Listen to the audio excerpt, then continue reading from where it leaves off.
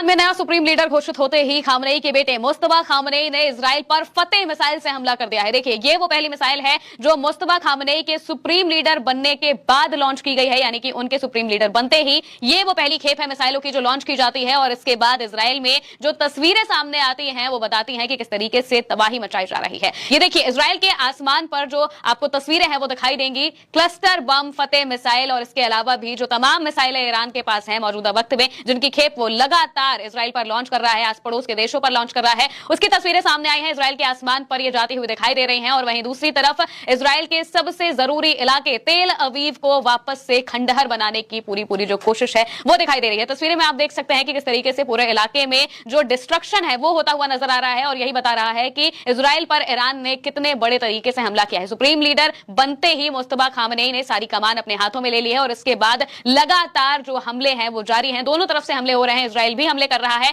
लेकिन वहीं दूसरी तरफ मजबूती से ईरान अभी भी मजबूती के साथ ईरान लड़ते हुए दिखाई दे रहा है। एक तस्वीरें आपको दिखाते हैं कि आखिर बीते 24 घंटे में क्या कुछ हुआ है। दोस्तों, सबसे पहले आप वो तस्वीर देखिए जब मुस्तफा खामनेई का नाम घोषित किया जाता है तो उनका नाम लेते ही जो वहां पर मौजूद भीड़ है, जो लोग हैं, वो काफी तेज चिल्लाने लगते हैं, नारे लगाने लगते हैं। पहले आप उन्हें सुनिए।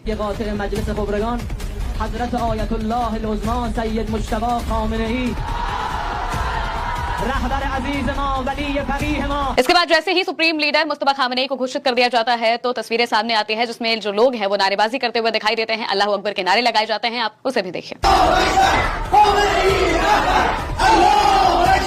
वहीं दूसरी तरफ इसके बाद तेल अवीव से जो तस्वीरें सामने आती हैं वो देखने लायक हैं कि किस तरीके से तेल अवीव में डिस्ट्रक्शन हुआ। और एक और तस्वीर तो सामने आई है बहरीन से। बहरीन पर भी लगातार ईरान की तरफ से हमले किए जा रहे हैं और इन हमलों के बीच में ही एक तस्वीर ऐसी सामने आई कि जो यूएस है, यूएस का जो एयर डिफेंस सिस्टम है जो उसने मिडिल ईस्ट में अलग अलग देशों को देकर रखा हुआ है, वो डिफेंस सिस्टम भी अब नाकाम साबित हो रहा है। खुद ही उस डिफेंस सिस्टम की तरफ से मिसाइल फायर हुई और वहीं के रेसिडेंशियल एरिया में जाकर वो मिसाइल गिर जाती है, यानी कि मिसाइल मिसफायर हो जाती है। यूएस का पेट्रियट सिस्टम जो कि $300 मिलियन का है, इतनी महंगी कीमत का ये डिफेंस सिस्टम है जो खराब हो चुका है ईरान की मिसाइलों की वजह से। और जिस तरीके से ईरान मिसाइलें अलग अलग जगहों पर मार रहा है, उस वजह से इस सिस्टम को भी शायद समझ नहीं आया कि आखिर